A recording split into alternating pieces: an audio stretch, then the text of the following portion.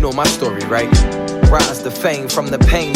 Rachel Coleman with Shy Fox Studio, Westchester, Pennsylvania. Awesome. Well, tell me a little bit about when did you kind of first transition your art from a hobby into a business and create a space? Okay, so in 2015, I had a trauma, and I got some help for that in 2017.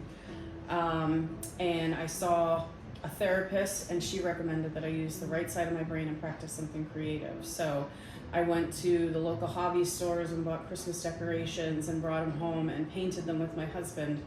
And when I did that, I was completely lost, completely immersed. I lost all sense of time. And the stress and the anxiety that I was feeling was just, it was all gone. I was gone for a while. So I started playing with different mediums, I'd say in like 2018, and I kept seeing fluid art. So I tried it a little bit, dabbled in it, and then pulled away from it, was looking for different things. And then I would say 2.5 years ago is when I was making so much obsessively that I was like, I have to try to do something here and figure like, could I sell something or where could this go? So I did this teeny little show in an office building, 1 6-foot table, had like 7 pieces, and I did this show and I made money, and not even the money part, but the response part and what people were saying to me was like, oh shit.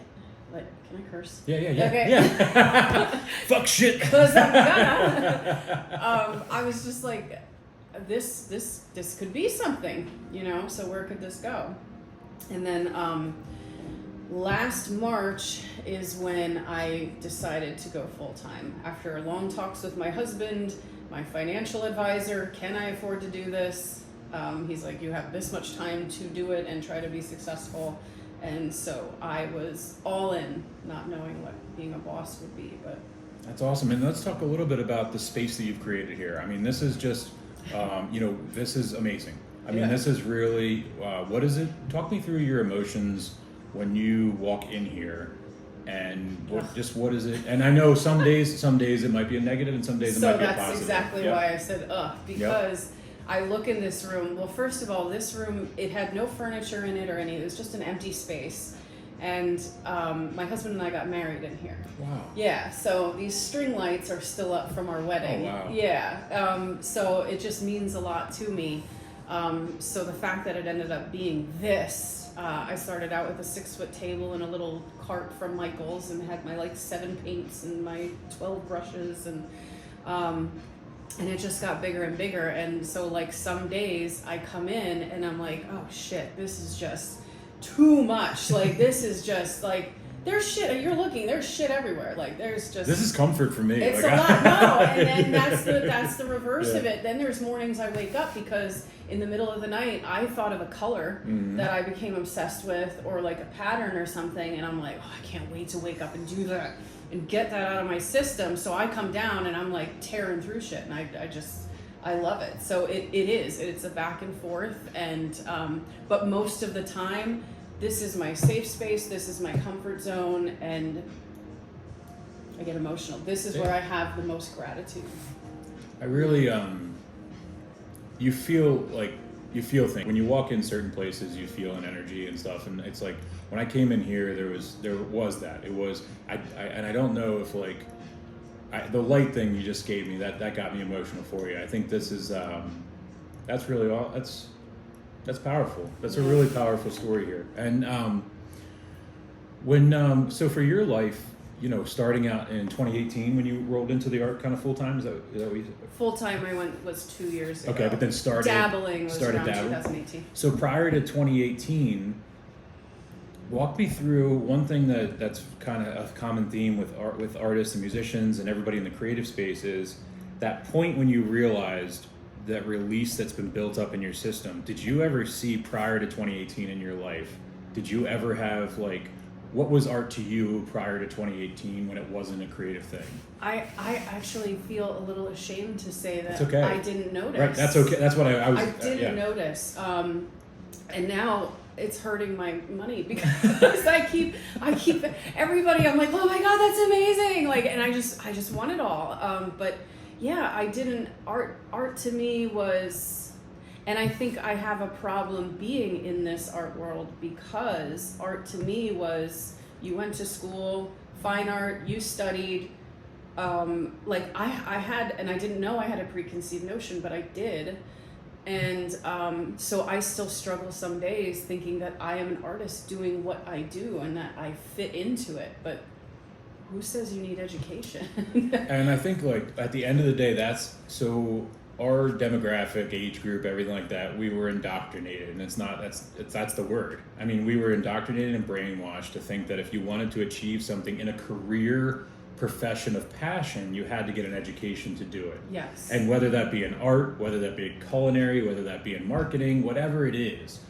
And I think what's interesting is, like, as we're now parents and looking back at when we were kids, when we were growing up, it's different. Mm-hmm. And the veil's been pulled back. Yeah. And we start to see... We're seeing some good shit based on that. We're really seeing good shit, both in the sense of what's being created, with everybody having that freedom. I feel like this year, and especially last year and the past couple of years, coming out of COVID, there's a lot of artists that came out that didn't realize they had it in them. Yeah. And I think what is a common theme with all of our shows, especially like even the shows with with Clifford Starks, our UFC fighter, he talks all the time about everything is inside of you all the time. You have to activate it. Yeah. And I think like that's where I got full body chills when I just said that. Is making people understand that you don't have to be painting at 4 years old in order to get out and express yourself. Right. So I guess let's talk a little bit about when you transitioned, when you transitioned into kind of going into the art world, was there resistance from people around you? Like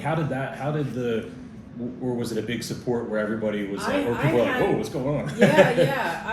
I had no resistance, and I guess I'm fortunate for that, but because with fluid art, it was around the pandemic that it blew up and it became so popular, and I would look on Reddit and see what people would write, and they're like, you layered paints and poured them on a canvas and moved them around and called it a day. And kind of, that's what I did. Because that's what I knew to do. He stated the process. Right, so thank you. Right, so I got that out. But, he's a linear thinker. We give it to him. Right. So, but over time, now my process is different and everything. But so I personally never experienced that, but I saw other people experience that and in a negative way. But I have had nothing but love and support. And meeting people in the art world, I'm gonna get emotional. Yeah.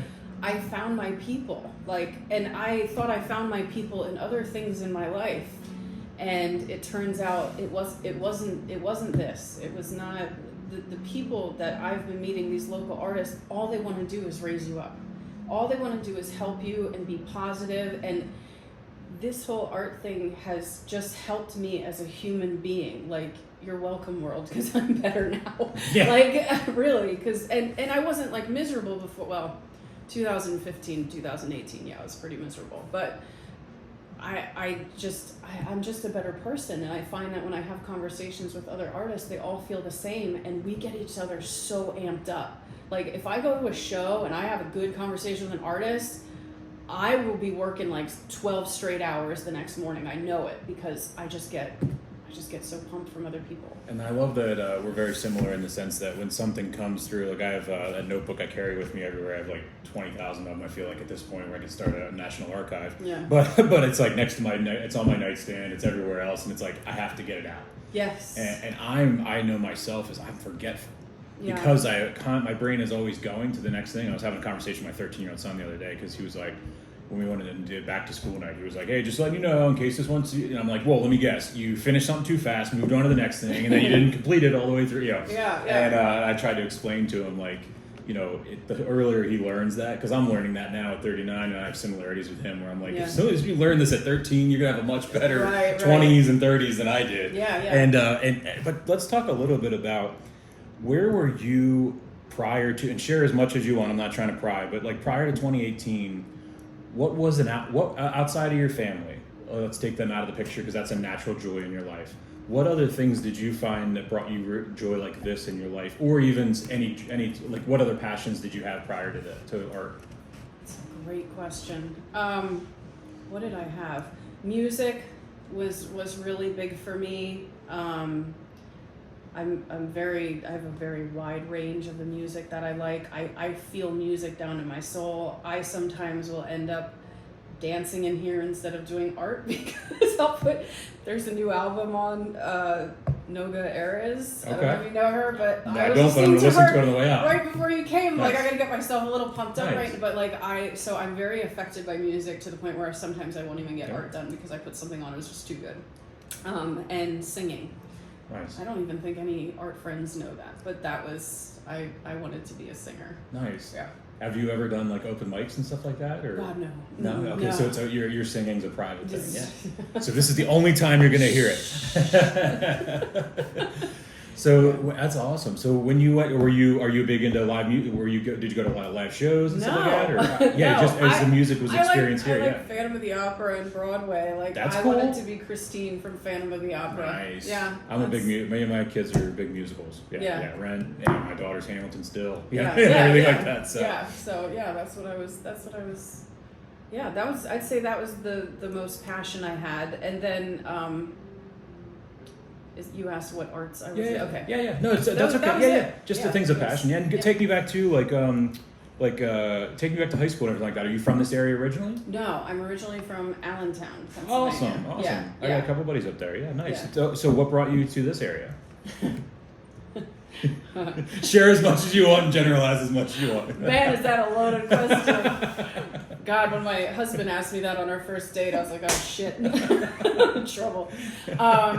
Okay, no, so about me, I'm an open book. If anybody ever wants to ask, because I'm somebody that in a couple of different ways in my life, I truly felt like I was alone. And I never want anybody to ever feel like that. So if they hear something I say, and if they just have for a moment, oh my God, I'm not alone, fine by me. So I ended up here because in 2013, I surrendered to my disease of addiction, and I went to rehab at Caron Treatment Center in Warnersville, PA.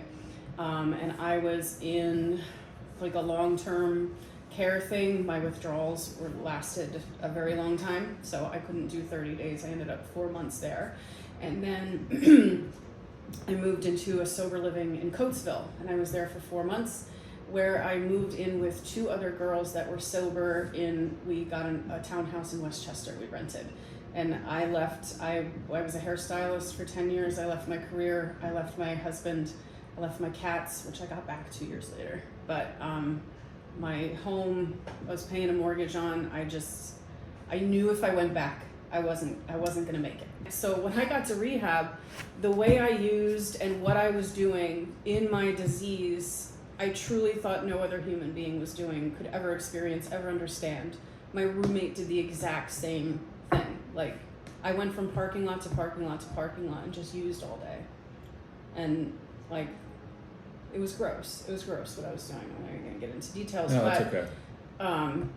And I had a husband waiting for me at home, but I didn't want to go home, and I didn't know where I wanted to go, so I just sat in parking lots and just used for hours and hours, and then I'd get paranoid and I'd have to go to another parking lot.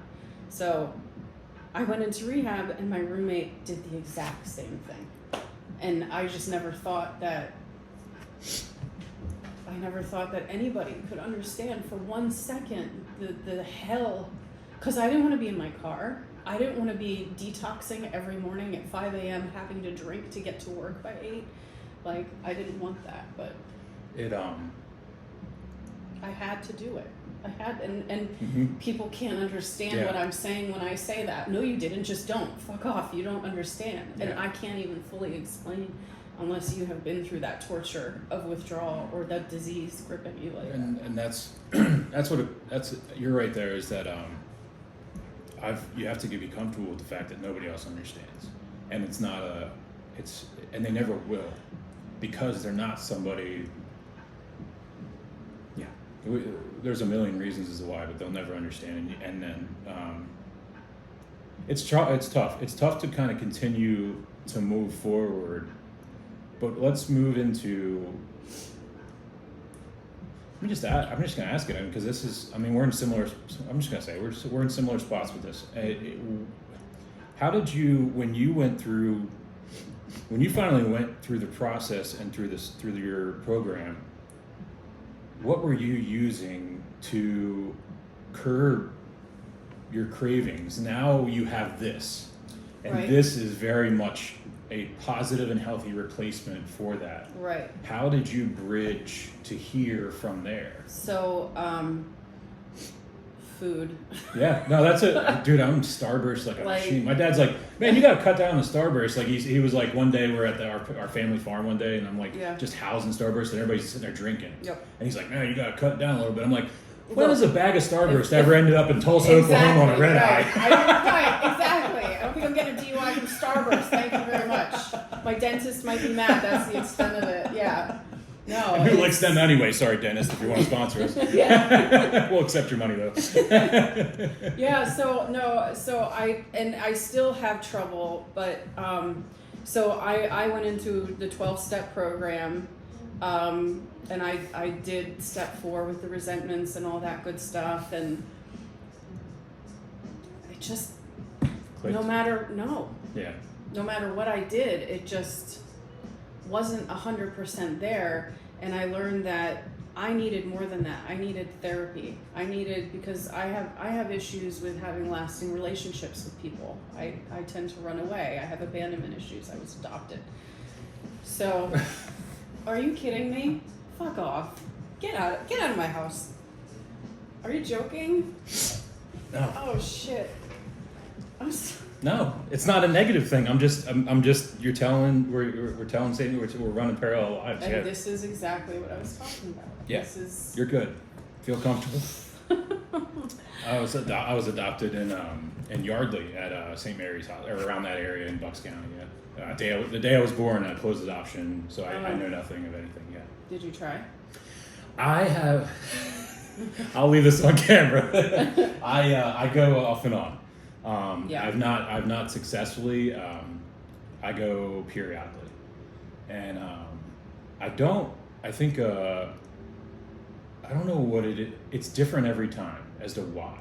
Mm-hmm. So you probably went through similar things. Then I'm gonna say, when I was having kids, it was a big thing. Because when you went to the doctor and you were like filling out the forms, and I didn't know, It made me so mad. and I had to draw a giant X over it, and it was like 17,000 fucking questions as to why, and I'm like, it's pretty simple. I have no fucking clue what anything Right. is. And that's terrible that we don't. But it's also like terrible of the doctor. doctors to not just like adoption's not new. Like this is 2011 and It's a long 2012. time You know what I away. mean? Like this isn't a Right. time where I have to explain that. Yes, I actually don't know anything, and doctors are like, "How do you not know?" I'm like. I know. It's terrible. Yeah. So have you? Yes, I found them. Do you tell as much as you want? Whatever you want. No, Yeah. it's fine. Yeah. Open book. I don't care. I really I look at it this way. Whatever I say, if people don't like it, those aren't my people. Don't fucking care. I do care though a little bit. No, I used to, so you'll get there. No, yeah, and it's but when I getting say better. I don't care in a mean way. No, It's that I used to like meet somebody, and if they looked at me the wrong way, I'd lose 4 hours being like, what did I do wrong? How did I do wrong? Yeah. And that's what I mean by I don't The fucking older care. I get, it's not worth it. No. Life is so precious. If you don't and get short. it, you don't get it. Yeah. Because I'm different. Right. I'm not better. No. I'm different. And you and I are very similar in that sense that it's like we don't have time and we don't have the emotional bandwidth to invest in something that's not ready. I get drained easy. I get drained very easy.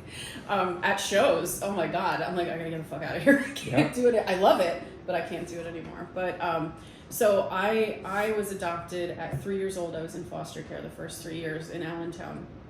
And I was the kind of kid that always knew I had to find them. There was no resting. I'd say this is the first time I ever really showed motivation in my life. So when my adopted parents would leave the house, I would do research and I'd go through every paper they had, and I found some stuff. And I did my own research, went to the public library, looked up on microfiche. Nobody probably knows what that is. We used to, yeah. So you are telling my story. but I found my biological father's name, because I figured what paper he was going to be in. He was blind, and he was an artist. He was a potter. And he actually worked for my adoptive mother before I was a thought in her ceramic shop. And she fired him because he was going blind, and he made a big mess, and he broke something, and he wouldn't like admit to it or something. It's just the craziest story. So when I was 15, I found him, and I called him, and I was an emotional mess, and he was pretty cold, and he said something not so nice about my biological mother, and we ended up hanging out a few times, but it was very awkward, and I was uncomfortable. And really what I wanted to do was find my biological mother. So I did more research. I think I knew like her first name and the date she was married, so I went back to the library, back to the microfiche, looked up in the paper, and I got her name. I ended up calling my grandfather, and she didn't have a phone then. He called her. She was in Corpus Christi, Texas. Long story short, I flew out to meet her by myself when I was like 17, and I met my half-brother, and we were so high the entire weekend, I don't remember much of anything. So, not good. That's okay. That's okay, though. But she actually moved closer to me in Pennsylvania, and we hung out a few times, but my resentment would grow so much with her, and I'd get so angry for her letting me go because she was giving me up for adoption while she was pregnant with my brother. So I just couldn't. Wow. I couldn't let that go. But she stayed with him. Mm-hmm, she stayed with him. Interesting. But gave me up. So yeah. I just couldn't. And she wasn't well. And I learned that at 17, I could see she wasn't well, and I was not well at that time. Mm-hmm. But I saw it wasn't good. So I guess the situation that I grew up in. Well, so every step led me right here, right now, talking to you. So that's what matters, you know. So I don't talk to her. I just stopped all contact, and she hasn't tried to reach out or anything, and neither has my biological father. And I'm curious. I want to be a fly on the wall. It's not worth my time and energy, not with this life I have today. So what you just said is kind of where I'm settling into with it, and through therapy and everything like that, and where I'm settling into is what you just ended with, is that, so for me, my theory is, for them, I know like a last name, that's it. And then, because I had a birth certificate that was with the day I was born, and then I had a second birth. There's a weird story. I don't know the whole details, and as you know, it's one of those scenarios where certain people are involved. Just it's too painful to talk about, so those people don't want to share information. Yeah. So with that lack of information, I have a last name, and then I have two different birth certificates. One was because I didn't have a name when I was born, so I was just called Baby Swank. I was Baby Girl Erie. So my first birth certificate, it just says Baby Swank. And then my second one is like 6 months or a year later. I really, that last piece you just said, for me, I'm online. So my theory is now in life, and it goes with a little bit of a empowerment of myself, is that I have tried. I paid the subscriptions. I've done the DNA tests. My DNA is in every database. Yeah. My name is in every single Find Me adoption website. Yeah. And my life has been online. If you type my name, there is, and this is not like I'm a celebrity. It's not. It's just I put everything out there. Yeah. And I always, I'll be really honest with you, I'm looking back, and my therapist said this to me, that like, I've been like that since I was a child. I've been creating, like, when I was a child, I took my parents' VHS tape, and I made stop motion animations with my Legos. I used to make, at middle school, I like made scripts, and we shot movies about time machines, and we made them, and like shot them inside interiors, inside a cardboard box, and then outside exteriors, and we changed scenes. That's awesome. So like, this has been my life, and I sum up with a comfort in this, and what I'm saying is like, I don't need to. My life has been going forward and everything like that. I've gotten through just like you. I fucking have woke up in an alley, blowing 6 inches of snow off of me, and then done it again the next night because it was so much fun. I did it again. Right. At the same time, I'm sitting here talking to you. That whole life, they chose never to be a part of, why the fuck do they get to be part of the glory part? Mm-hmm. And that's where I am now. Yeah. Is that I'm now 39 years old, about to be 40, looking back and saying, if they ever did want to connect, that's my number one question. Is like, you didn't have to be my parents, but what the fuck took so long? Right. Because I don't want them to be parents. Even if I met them. They can't be. Even if I met them, they'll never be my parents. Mm-hmm. If anything, I don't think I could ever call them anything but their first names. Yeah. Yeah. But I would be open to it, but that's the first question, and how they answer that question determines whether or not I even continue the conversation and stand in there. Yeah. My thing is, be careful what you wish Yeah. for. Because I grew up, like I said, I had to know. I thought I was Orphan Annie, and I was going to find Daddy Warbucks. Don't even tell me like how many times I fucking watched that movie. That song she sings, like, is my dad reading the newspaper wearing a tie right now? Like, my adoptive father caught me listening to that song crying when I was like 5 or 6 years old. For Tomorrow? Yeah. I ran out that VHS tape. Yeah. Yeah. I was obsessed with Orphan Annie. So, but that's what I thought. I thought I was going to find Daddy Warbucks. I found my biological father, who I had to buy jeans for a job interview. I was 15. I was dealing with clinical depression, all kinds of, I was in and out of institutions because I just was not mentally handling life well. And I had to buy his jeans for a job interview, and his girlfriend a purple umbrella for Christmas. Like, fucked. Yeah. That's not right, you know? And then 17, I find my biological mother's like dealing drugs in Corpus Christi, Texas, doesn't have a phone, and I don't remember my weekend with her. Statistically, I feel like, based on the information, I would assume I would find the same type of scenario, to be honest with you. I think the story I heard is that they were both like 15 and everything like that. So yeah, back to you. It's all right. No, it is all right. Actually, it's not a bad thing. It's what shaped everything we've done. Yeah. And I think what you just said too about all of these things leading to this is so important to realize as well. Is that, and all those failures and all those, strung out nights and things like that, hungover mornings and the relapses and all that, that's what made you and made who you are right now. And anyone who wasn't a supportive part of that doesn't deserve who you are now.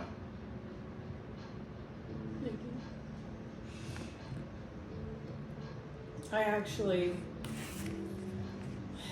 this is the heaviest one out of all the shit we've talked about. In 2013, November 20th, my mom died, my adoptive mom, and I call them when I'm talking to people. That was the context. That's a better way to say it. Yeah, context. Yeah. And 20 days later, my adoptive dad shot himself. 20 days. Due to the death. So within 20 days, I lost both my parents. How old are you? That was in 2013. I'm 46. I meant that. Yeah. I'm 46. Yeah, I always forget how old. So like, I don't care how old I am. No, yeah, that's why I meant. I was like, no. Yeah, I was trying to do some. So you're like, in your 30s. So it's like 8 years ago. Wow. So that's what happened, and I'm an only child. So like overnight. My mom was a landlord. I owned 6 properties. I had her business that she never went back to. I owned their house, my grandparents' house, like that overnight. I took a shoebox of keys to these property managers, and I'm like, I don't know what to do. And Tom, my husband now, was my boyfriend at the time, and I when I tell you I had no brain, I could not think straight. Like, I couldn't see straight for months, and he had my back, man. He was on it. He was my mind for me. He remembered things, and he really helped me through and helped me take care of it. But over time, like, the shock was wearing off, but then how do I function in society? My dad took his life. If I didn't already have abandonment issues of people leaving me, and then my dad does that, like... And you're in your first 3 to 4 years of sobriety. I'm in a year and a half of sobriety. Yep. Oh, I said it was 2013. I apologize. That's okay. It was 2015. I got sober in 2013. Gotcha. Yeah. So it was a year and a half. Yeah. So then what was settling in was anger and frustration, and because losing someone is bad, grief is horrible, it's terrible. To suicide takes it to another level. To this day, I don't have answers, and I will never have answers, and somehow I have to be okay with that. Mm-hmm. And some days I am, and some days it makes me crazy.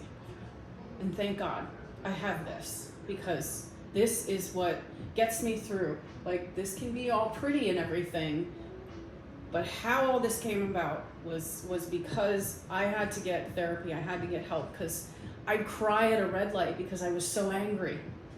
And I couldn't, and I'm like, obviously this is me. I was so tense and frustrated and upset, and I was mad at everybody, and I was in everybody else's business. And that's God, my, you're speaking my language. that's my radar, Yeah. is if I'm in your shit, what's going on with my shit? You recognize you're projecting. Yeah, and thank God for insight, because I've had insight my whole life, and I'm happy for that. That's helped me a lot. But that is when I was looking for different therapists, and I eventually found this therapist, and she said, you need to do something creative. And that was the catalyst for this. Mine was control, and creativity and control. They recommended that I have something that I maintain my own business and whatever it takes, because I am incapable of giving myself to somebody else and hoping that they can lead the path. And that's in my, I'll share that. That's in my intimate relationships in my life, as well as especially in business. I've had a lot of things in business that have gone through, and it's all been, the only success I've ever had is when I controlled the whole process. Yeah. And that sounds egotistical, and it sounds everything like that, but I'm not talking about major scale things or multi-million-dollar projects. It's small things, but it's things that I can control. I'm going to say what I can say is, I'm going to loosen up on that statement, because in the past few months, meeting everybody here in Westchester, I'm going to be leaning in a little bit more into trusting people, because of exactly what you're saying. The experiences I've had at the Corner Art Collective, the experience I had at Look Around, the experiences in between of the conversations with all the artists, I feel a lot of trust, as opposed to some other times where I've interacted with groups and communities where it was about the money, and it was about like what could be done with money and all this other stuff. But this isn't about that here. And it's not, money is important to it, because we all eventually want to do this full time and be comfortable and pay our bills, but not right now. Now is a creating time and a building time. And anyway, I'm ranting about myself here. I've never, I have to apologize as well, because I've never been thrown so much in a good way, because I've never had such similar stories with somebody and experiences. To such an intimate detail. So I apologize that I'm breaking my flow. In the world, like this is, but isn't this part of like what you want? And that's what it is. That's what it is. And I really appreciate, like I really do, because here's the thing, at the end of the day, off of you and I and onto somebody else. And what I want to do is, in this conversation, because we've shared tears and we've talked about sad things, is I also want people to walk away and realize that it's not the option. It is not the fucking option. Nope. And trying to say that if anybody's watching this and has had those moments and does not have anybody, I'm openly going to say, send me a message on here and let's talk. Because I have and as well as you do, we have different ways of doing things. There's a lot of people, and I got a lot of shit the other day because I shared something online about AA meetings. And I shared it where it was, the thing I shared was about my experience in rehab and my journey, is that I couldn't stay in meetings forever.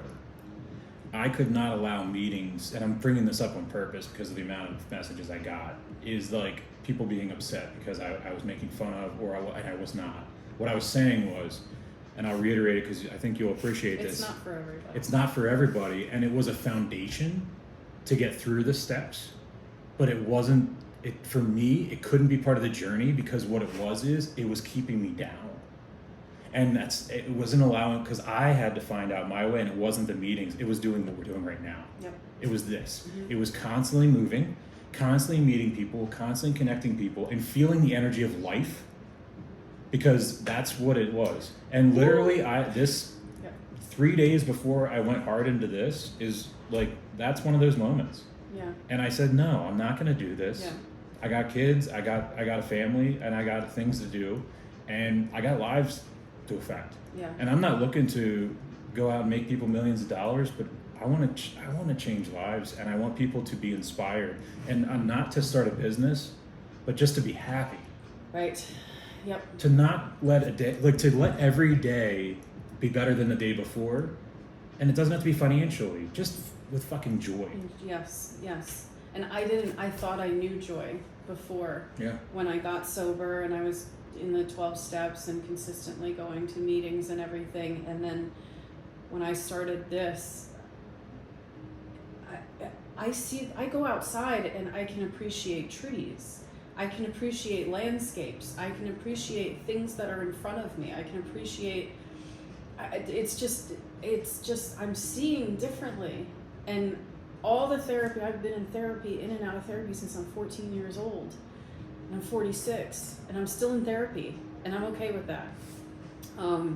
But nothing has made me feel the way art and the community of artists and the collectors, like, let's not forget about the collectors, and I won't even say collectors. I'll say the people that walk past my booth and just go stop and say wow and keep going. Thank you. Yeah. You made my day. That's compensation. That you're feeding me joy and you don't even know that you're doing that. I'm glad you said that, because like last weekend I look around, like I see a lot of times where people like their peak or anything like that, and I want anybody to like listen, like if you're at an event and there's an artist there, just walk up and talk to them. If you're not an extrovert and you don't want to talk to them, if you don't want to talk to them, just smile. Yeah.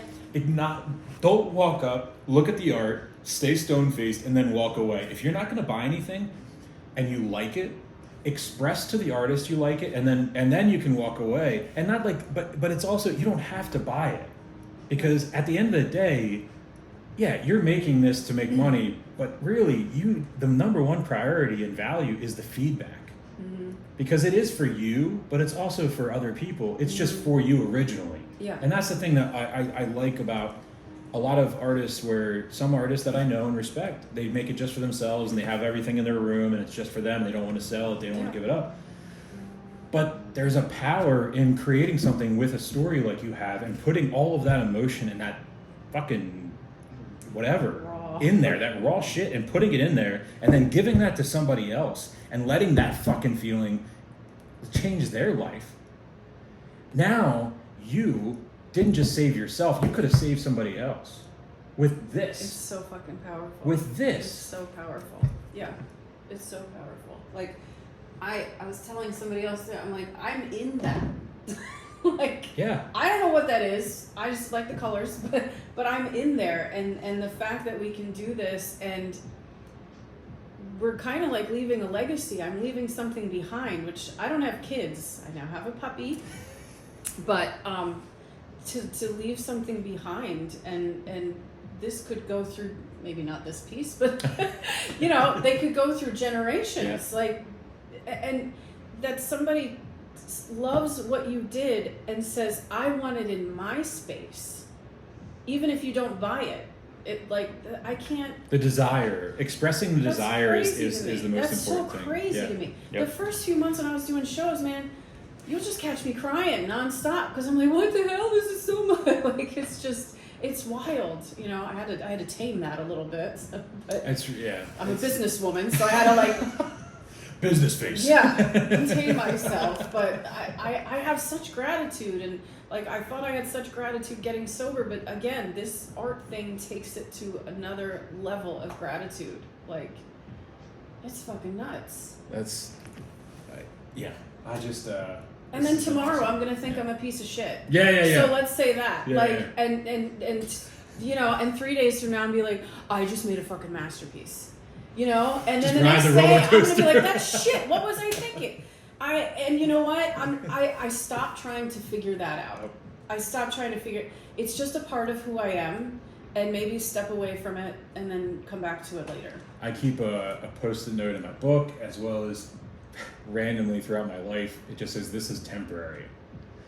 It's all temporary. And it's all it is, because, and it's not a bad thing. Like, it's not like, oh, this is going to disappear and die. It's like, this is temporary. It'll come back. It'll go away. It'll come back. It'll go. Like, it's just like acknowledging it. And yeah, I love that I'm glad we got to sit down and talk. And in closing on this, let's talk a little bit about your upcoming show and everything like that. So anybody who's been staying with us through this and hasn't finished their box of tissues yet, can get.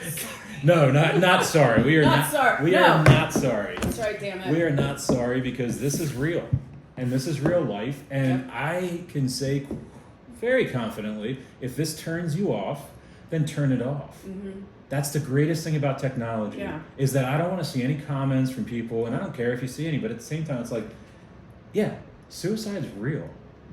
You've lost family. I've had family that have literally,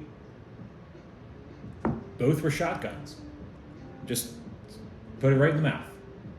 And, that's one of the things that, people don't, it's real. And too many people, and I'm going to vent for 1 second, because this is honest, that a lot of people, and I know people in my life that are going to feel triggered by me saying this, but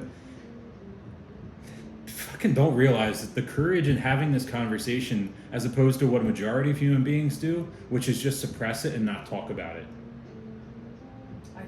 I can't do that. And that's, I'm a person that I'm like, things build up in me and I have to release them. I'm like a teapot all the time.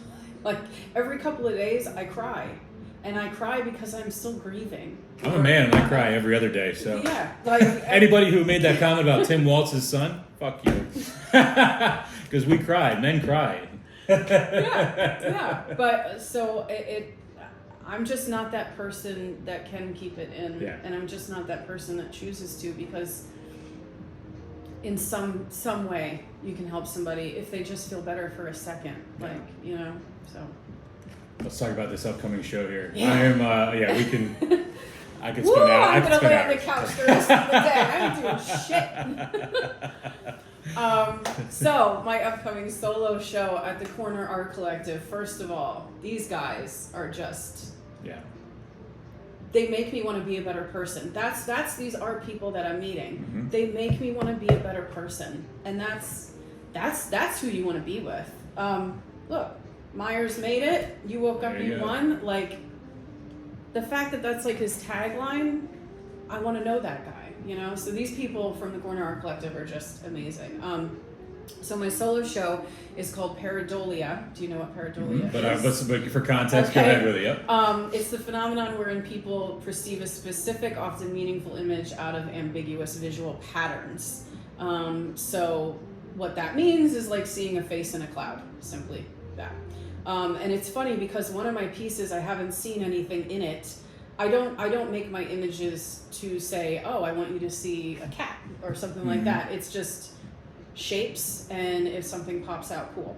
And today it's funny because I saw a meaningful image in a piece that I've never seen before. I saw a puppy's face. What did I do? I got a puppy on Monday. So that's what we do. That's what our brains want to do. So with my art, lots of people say they see images in it. So I'm making this an interactive exhibit. So I'm going to have some pieces up that are open for discussion, and I'm going to have like paper and pen there, and you can write down. I want to hear what people see in the pieces. Nice. So Very cool. Yeah. So it's one night only, September 21st from 4 to 8 at the Corner Art Collective Gallery in Westchester. Awesome. Yeah. Now it's funny you brought that up.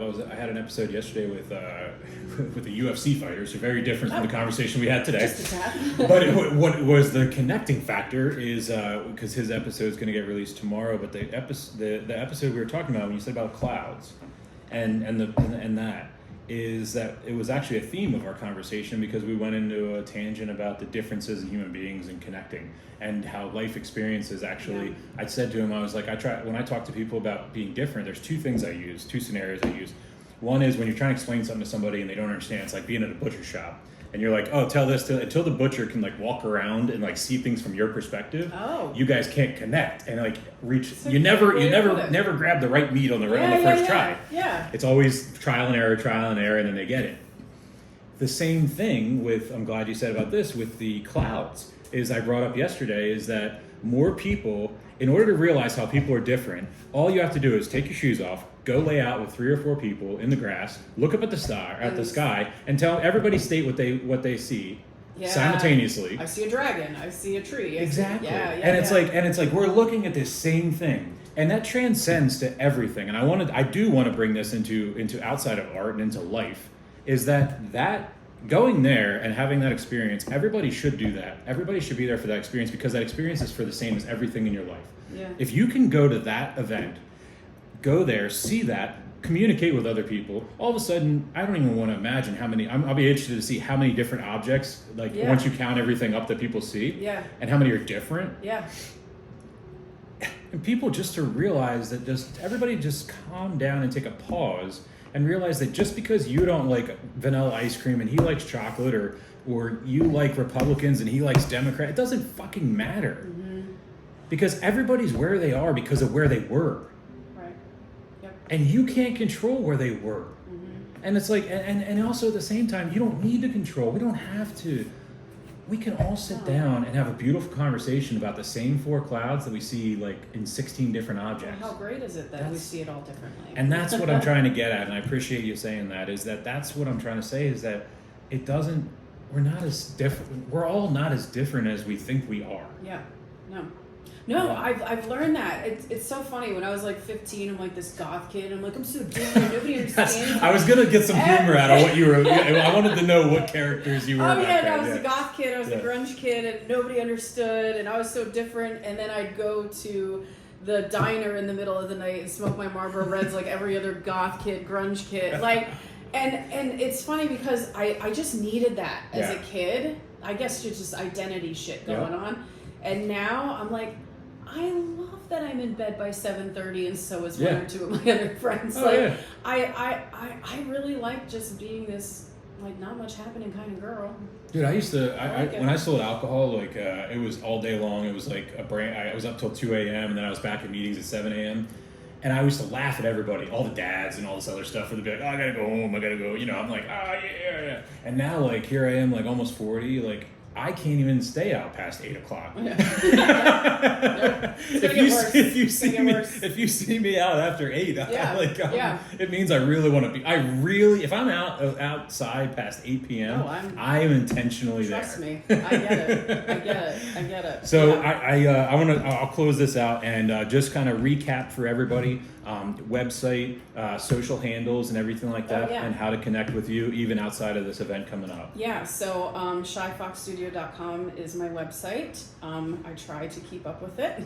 I don't like website working, but that's okay. And then in there you can see all of my events, all my upcoming events, other than the solo show if you can't make it, but you'll make it. And then Shy Fox Studio 822 is my Instagram. And then Facebook is all screwy because I tried building a business account. It's all weird. Just do Instagram. Yeah, once you do that, you got to turn around. Yeah, so exactly. Yeah. Gets all messy. What?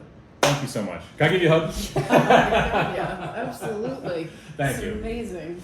If you're an aspiring entrepreneur or one that's looking to expand, contact the FreeMind Network today, and we'll help you scale. We'll help you start. We're going to be there for you in your corner. You know my story, right? Rise to fame, from the pain to glory, right?